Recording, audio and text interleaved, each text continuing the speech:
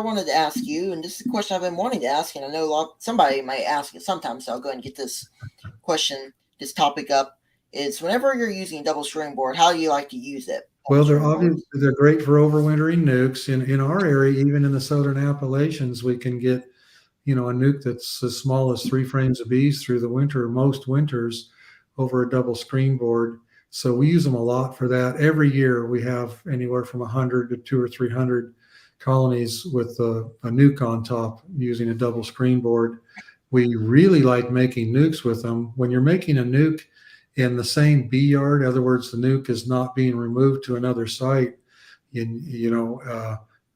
like using double screen boards because that nuke will lose its field force. The older bees will go back home.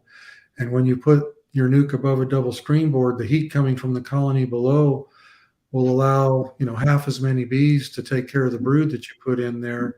And we really don't want the older bees in the nukes when we can help it, because they're the ones that don't want to accept a new queen or a cell as readily. So we really like using them for making nukes in the same bee yard.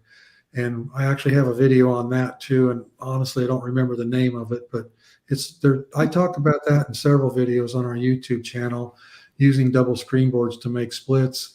And I like to use them for splitting colonies that have swarmed. If we run across a double deep that has lots of cells, we'll put some cells in one box with some brood and put it above the double screen board. And then, of course, the bottom will have some cells and brood. And we let both halves have a chance at rearing a queen. When a colony swarms, the odds of success are really only maybe 75, possibly 80% success. Well, when you have two halves doing it, the chance of success is much greater, obviously.